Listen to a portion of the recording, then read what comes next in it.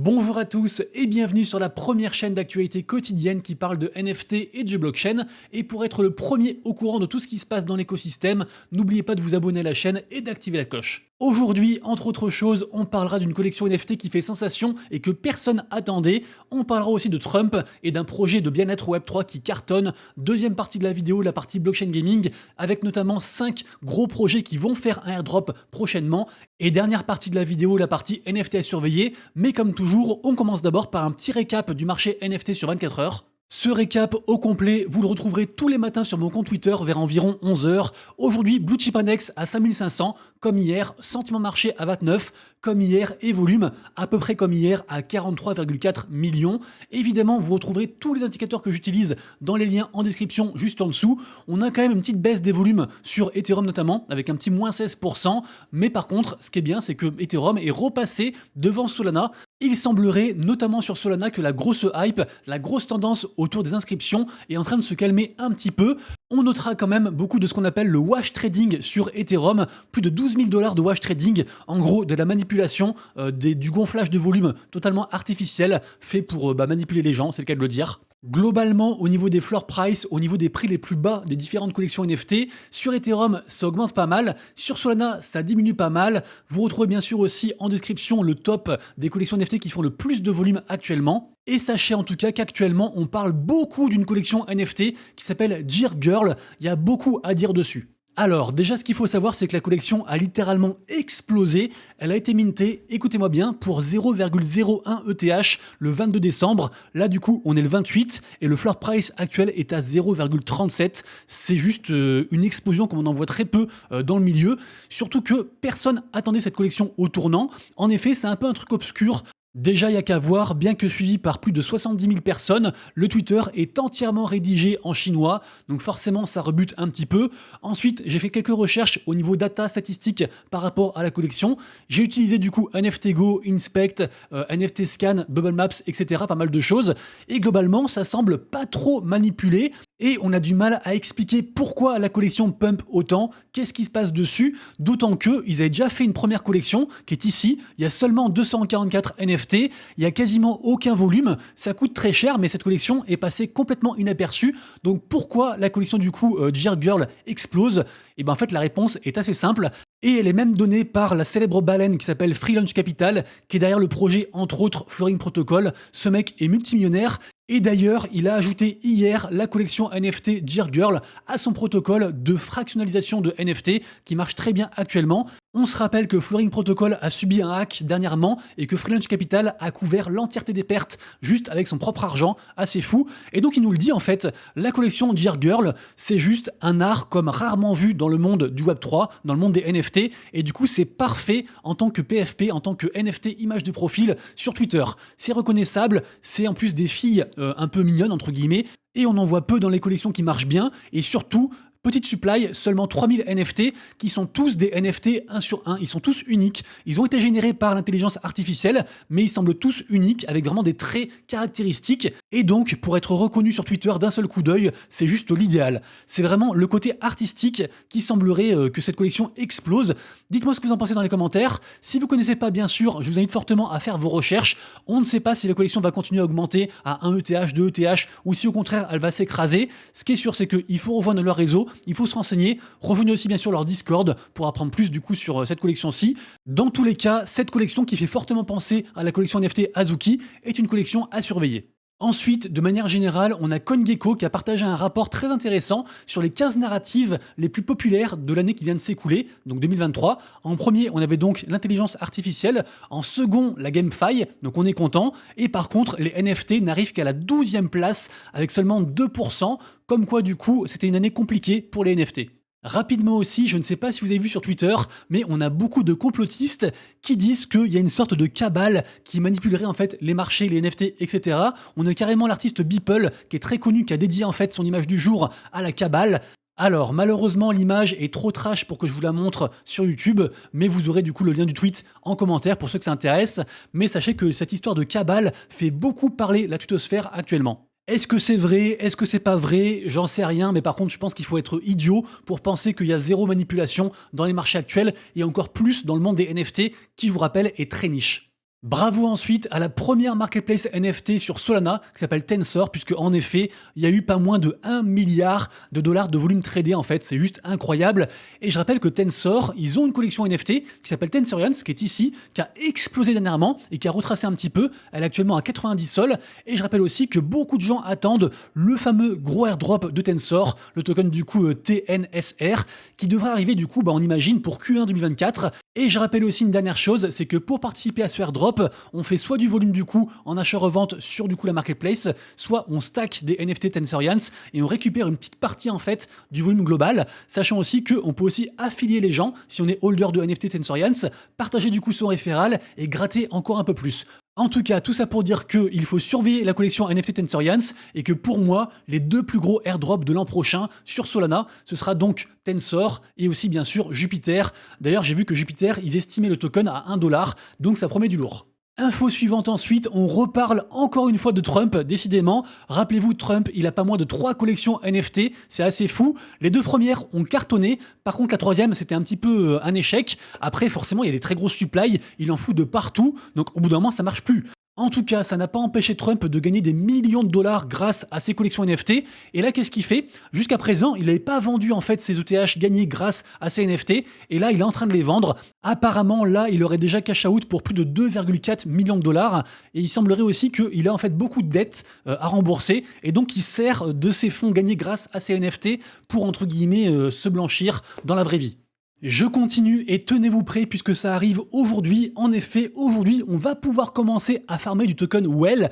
Alors pour l'instant, on ne sait pas grand-chose. Ce qu'on sait, c'est que c'est Kungs qui nous parle de ça. Kungs, c'est un mec très connu dans l'écosystème, notamment parce qu'il a été le développeur principal de la collection NFT Memland. C'est lui qui a ramené Ray, le CEO de 9gag en fait, dans le monde du Web3. Depuis, ils sont séparés un petit peu, ils sont restés potes. En tout cas, Kungs, il a ses propres collections NFT, notamment ses deux principales, qui sont donc Cubes ici à 0,38 et Yoga Pets ici à 0,114. Les deux ont des avantages différents, mais pour le côté en fait bien-être, c'est la collection Yoga Pets qu'il faut regarder, puisque en effet cette collection est censée en fait apporter un gros airdrop et ensuite plus tard du farming de token Prana. Donc c'est pas le token Well dont il nous parle juste là, mais on sait aussi que Kungs a sorti une espèce d'application SocialFi qui s'appelle GM et qui vise aussi entre guillemets à être intégré à un plus gros écosystème.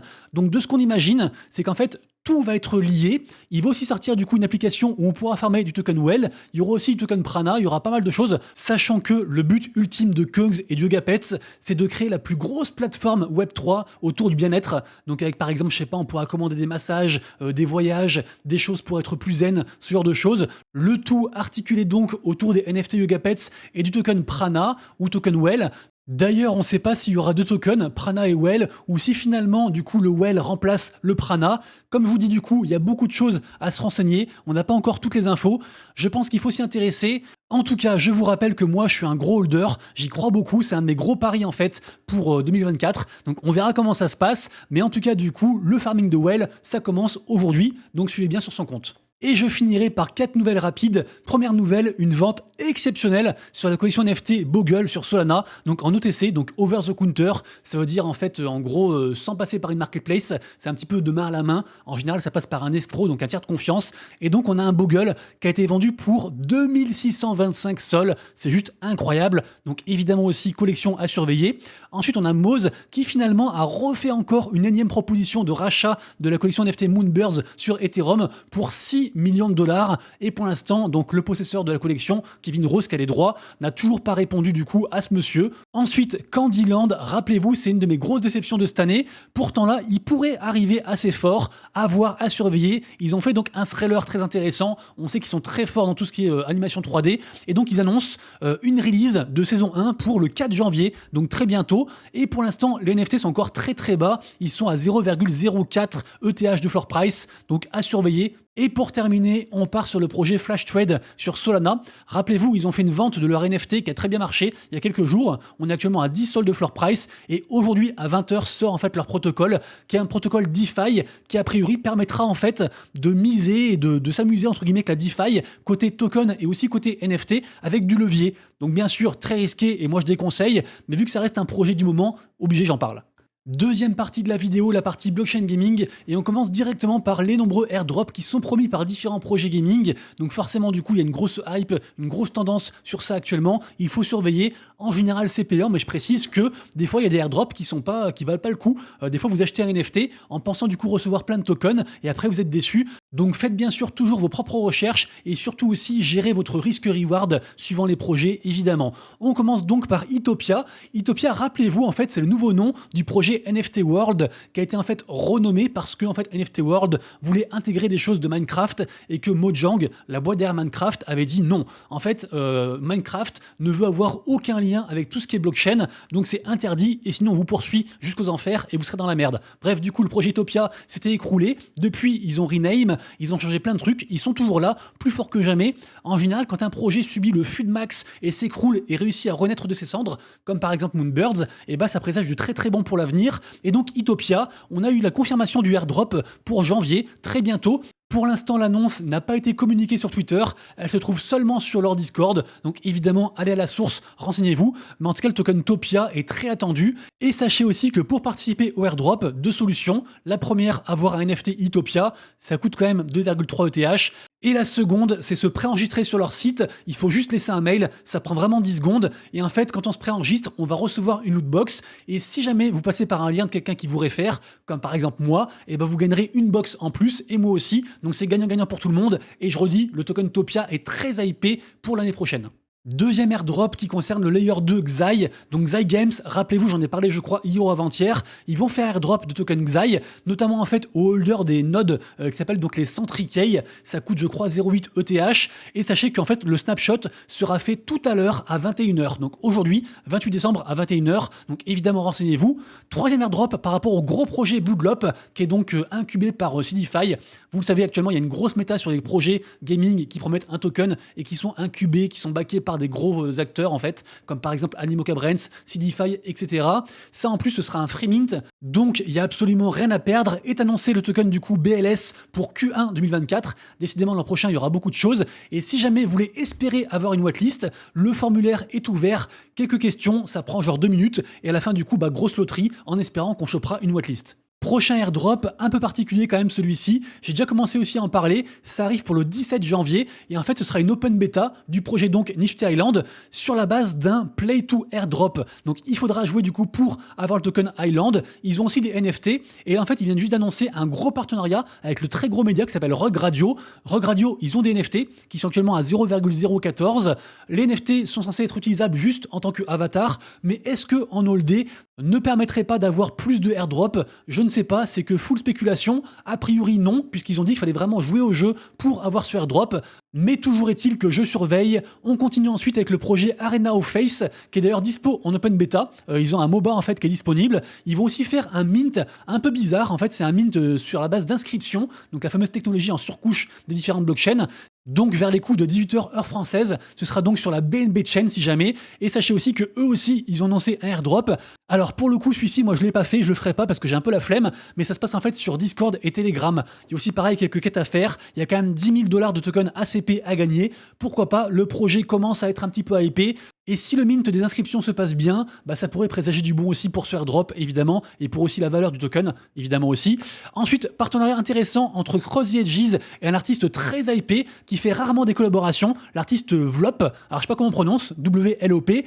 Vous irez voir du coup la vidéo, renseignez-vous sur cet artiste, renseignez-vous également aussi sur Cross the Edges, c'est un très gros projet, un jeu de cartes que j'aime beaucoup, très très très ambitieux, et je rappelle aussi que les lands arrivent donc très bientôt pour l'an prochain, pour ce projet Cross the Edges, et on finira avec Yatsu.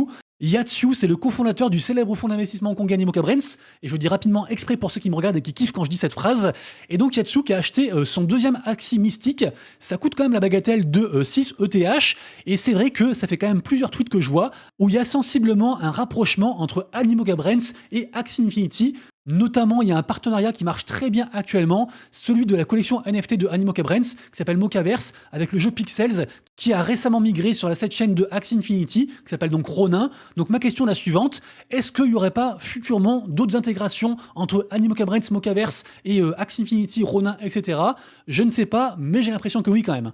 Nous arrivons à la fin de la vidéo, j'espère que vous avez aimé, c'est le cas, pensez au pouce en l'air, et nous on se quitte avec la partie NFT à surveiller et mint du jour. Je le répète, c'est une partie en fait que vous retrouverez sur mon récap NFT tous les matins sur Twitter, mais c'est purement subjectif, il n'y a pas tous les mints, c'est seulement en fait ceux que moi je surveille aujourd'hui, parce qu'en fait il y a des projets de partout, et encore vous verrez en bull run, ce sera vraiment la folie. Donc aujourd'hui du coup, quelques mints intéressants, le lien sera en description, notamment 3 du coup que je mets plus en avant, le mint en fait de machine Coca-Cola sur Vivi Digital, assez marrant. Un mint aussi artistique que j'aime beaucoup, les dessins sont super jolis, c'est le mint Kage Animations. Également aussi, on a le premier mint en fait de Disney Pinnacle, les fameux pins en fait. Malheureusement, il faut avoir accès à la bêta privée en fait pour pouvoir minter ça, et j'ai pas reçu le mail, donc voilà, c'était une raffle, une loterie, et j'ai pas été choisi. Tant pis, j'espère être tiré au sort très prochainement. À surveiller, Gear Club, du coup j'en ai parlé, Ghostly Gods qui retombe encore une fois à 0,18, c'est du grand n'importe quoi. Cette collection qui se revendique comme étant la première sur Layer 0, qui est une grosse narrative pour l'an prochain, fait vraiment le yo-yo entre 0,1 et 0,4 ETH, c'est assez fou. Froganaz, toujours top volume sur Solana et qui redescend à 8,8 sols. Mad Lads qui fait une grosse chute à 140 sols. Est-ce que c'est pas une opportunité? Je ne sais pas, sachant qu'en Q1 arrive donc leur exchange, donc c'est je pense intéressant et j'hésite à en racheter moi-même. Quex qui fait aussi pas mal de volume du coup sur Solana et qui tombe à 27 sols. Champions Tactics, le mint de Ubisoft qui remonte même carrément à 0,23, il est juste à côté de moi ici. Animalia qui chute à 0,13, c'est un play to earn avec un token, donc ça pourrait remonter du coup à l'annonce du token, à suivre. Evaverse qui fait un comeback et qui revient entre les morts à 0,09, je pensais le projet dead. Et pour finir aussi le projet Aeon que j'aime pas trop, mais bon, ça consolide, ça monte, donc j'en parle. Les amis, du coup, on se retrouve dès demain pour la prochaine vidéo. D'ici là, bien sûr, prenez soin de vous, de proches et de vos lettres. C'était Monsieur Rabbit, des bisous, ciao.